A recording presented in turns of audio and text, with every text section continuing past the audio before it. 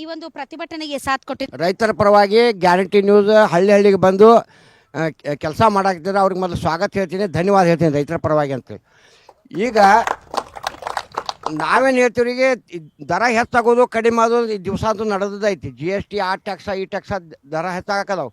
10 ವರ್ಷದಿಂದ ಕಬ್ಬಿನ ಬೆಲೆ 3,000 ಐತಿ. ಅದರಂತೆ ಇವತ್ತಿನ ರೇಟ ಆಗಿನ ರೇಟ ನೋಡೋಕೆ ಹೋದ್ರೆ ನೀವು ಯೂರಿಯಾ ರೇಟ್ ನೋಡಿರಿ, ಮಿಕ್ಸರ್ ನೋಡಿರಿ, ಮತ್ತೊಂದು ಎರಡು ರೇಟ್ಗಳು ನೋಡ್ರಿ, ಎಲ್ಲ ರೇಟ್ಗಳು ಡಬಲ್ ಆಗಿದಾವೆ.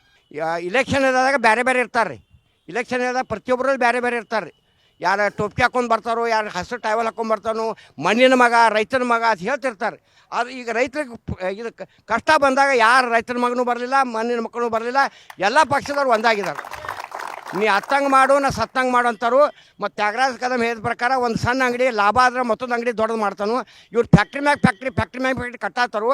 ನೀವು 3,500 ಕೊಡೋಕ್ಕಾಗಲಿಲ್ಲ, ನೀವು ಲಾಸ್ದಾಗಿದ್ರೆ ಹಾನಿದಾಗಿದ್ರೆ ನೀವು ಫ್ಯಾಕ್ಟ್ರಿ ಹಾಕಿ ನಡೆಸ್ತೀರಿ. ನಮ್ಮ ಕೀಲಿ ಹಾಕ್ರಿ. ಮತ್ತು ಫ್ಯಾಕ್ಟ್ರಿ ಒರಿಜಿನಲ್ ಮಾಲಕರು ಯಾರಪ್ಪ ಅಂತ ಈ ನಮ್ಮ ಅಣ್ಣ ತಮ್ಮರಿ ರೈತರು ರೀ. ಫ್ಯಾಕ್ಟ್ರಿ ಕಟ್ಟಬೇಕಾದ್ರೆ ಶೇರ್ಗಳು ತೊಗೋತಾರೆ ರೀ. ಶೇರ್ ಕಲೆಕ್ಷನ್ ಮಾಡ್ತಾರೆ ಫಾರ್ಮರ್ಸ್ ಕಡೆಯಿಂದ. ಶೇರ್ ಕಲೆಕ್ಷನ್ ಮಾಡಿ ಫ್ಯಾಕ್ಟ್ರಿ ಚಾಲೂ ಮಾಡ್ತಾರೆ. ಈಗ ಒಂದು ಉದಾಹರಣೆಗೆ ಇರುವಿ ಮನೆ ಕಟ್ತೈತಿ ರೀ, ಅದ್ರೊಳಗೆ ಹಾವು ಬಂದು ಕೊಡ್ತೈತಿ. ಇದು ಕೇಳಿದ್ದೀರಿ ನೀವು. ಅದೇ ಪ್ರಕಾರ ರೈತರು ರೊಕ್ಕ ತೊಗೊಂಡು ಫ್ಯಾಕ್ಟ್ರಿ ಕಟ್ತಾರೆ, ಮತ್ತು ಅದನ್ನು ಕಬ್ಜಾ ಮಾಡ್ಕೊಂಡ್ಬಿಡ್ತಾರೆ. ಯಾವ ಫ್ಯಾಕ್ಟ್ರಿದಾಗ ಸಾಮಾನ್ಯ ರೈತದಾಗ ಹೇಳ್ರಿ ನಮ್ಗೆ ಜರ. ಸರ್ ನೀವು ಹೇಳಿದ ಕರೆ ಐತ್ರಿ ಸರ್. ಯಾಕಂದ್ರೆ ಬೆಳಗಾವಿ ಭಾಗದ ರಾಜಕಾರಣಿಗಳು ಒಂದೊಂದು ಮನೆತನಕ್ಕೆ ಒಬ್ಬೊಬ್ರು ಸಾಹುಕಾರರು, ಒಂದೊಂದು ಮನೆತನಕ್ಕೆ ಒಂದೊಂದು ಫ್ಯಾಕ್ಟ್ರಿ, ಒಂದೊಂದು ಮನೆತನಕ್ಕೆ ಒಂದೊಂದು ಬ್ಯಾಂಕ್, ಒಂದೊಂದು ಮನೆತನಕ್ಕೆ ಒಂದೊಂದು ಸಚಿವಗಿರಿ, ಶಾಸಕರು ಎಲ್ಲ ಅವ್ರೆ. ಆದ್ರೆ ಹೊರಗಡೆ ಏನಾದರೂ ಬೆಲೆ ಏರಿಕೆ ಬಂದಾಗ ಪೆಟ್ರೋಲ್ ದರ ಜಾಸ್ತಿ ಆಯ್ತು ಅಂತೇಳಿ ಕಾಂಗ್ರೆಸ್ ಅವ್ರು ಬೀದಿ ಇಳಿದು ಹೋರಾಟ ಮಾಡೋದು, ಸ್ಟಾಂಪ್ ಡ್ಯೂಟಿ ಅದು ಇದು ಜಾಸ್ತಿ ಆಯ್ತು ಅಂತೇಳಿ BJP ಅವ್ರು ಬಂದು ಹೊರಗಡೆ ಪ್ರತಿಭಟನೆ ಮಾಡೋದು. ಏನು ಒಬ್ರಿಗೊಬ್ರು ಚಾಕು ಚೂರಿ ಹಾಕಿ ಇನ್ನೇನು ಹೊಡೆದೊಡ್ದು ಸಾಯಿಸ್ತಾರಂತ ನಾವು ತಿಳ್ಕೋಬೇಕು. ರಾಜಕೀಯ ಹಂಗೆ ಜೋರು ಇರುತ್ರಿ.